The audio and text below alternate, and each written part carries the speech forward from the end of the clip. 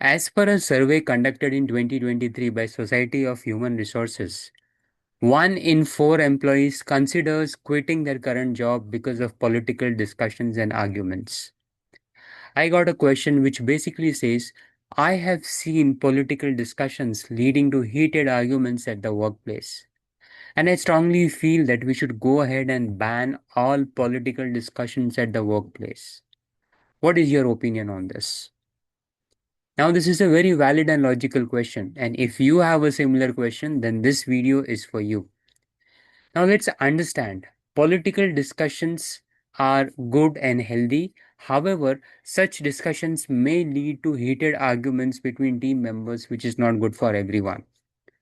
We spend almost 1/3 of our lives working in offices and workplaces like this, and hence it becomes very important for us to have an environment where we can grow and thrive rather than where we end up with different arguments.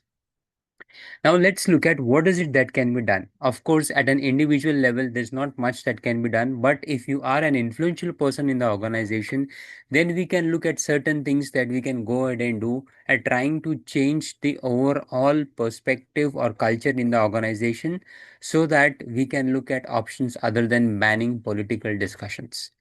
Before we look at that, if this is the first time you have come and watched this video, go ahead and subscribe to the channel, and a like with the video would be awesome.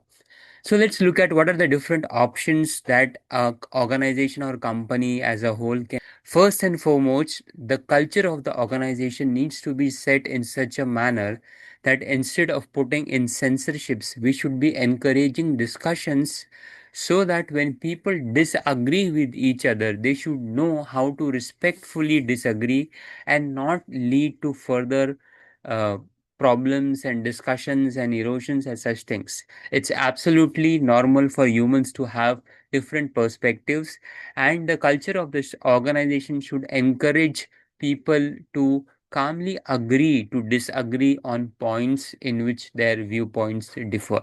So, driving a culture that calmly discusses things and encourages people to go ahead and agree to disagree is the need of the hour. Having this would ensure that even if you have conflicting political views, you do not let that impact or affect your work. The second thing that the organization can do is let everyone understand the golden rule. What exactly is the golden rule?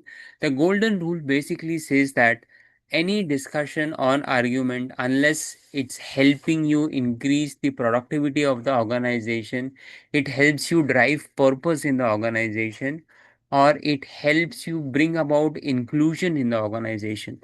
If whatever you're going to talk about is not contributing to one of these three factors, then these things should not be discussed in a professional meeting or in the office setup. Let these discussions be parked for some other time and not while you are working and not while you are in the meeting. Ensure that all the employees know about the golden rule and encourage them to go ahead and follow the golden rule. The third thing that can be done is you create neutral zones for people to have discussions around such topics. Now, it could be a Slack channel or some offline WhatsApp group or other things that employees can contribute to and have healthy discussions at in the off office hours. Again, it would be optional wherein employees who really want to get into such discussions can become a part of these groups and have discussions. And if they are not interested, they might as well go ahead and skip it. So it's a place where they get an opportunity to have healthy discussions or skip it entirely if they are not interested in those discussions. The fourth and the final thing that can be done is all the team leads, managers, and people who manage team should be trained properly in de-escalation techniques.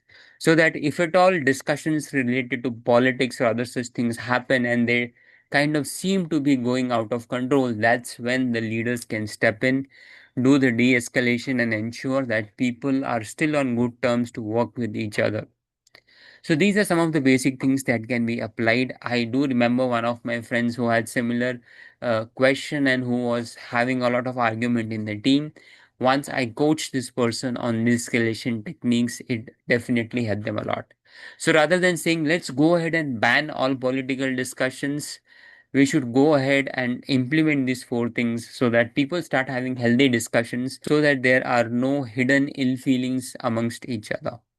If you've liked this question, then go ahead and click a like on the video below and subscribe to the channel.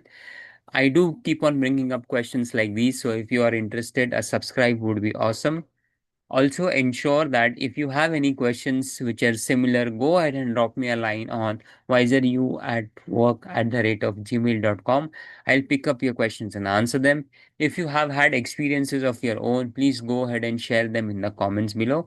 And if you like such videos, I'll go ahead and tag a couple of more videos over here. Do remember to watch them. Adirakshit signing off.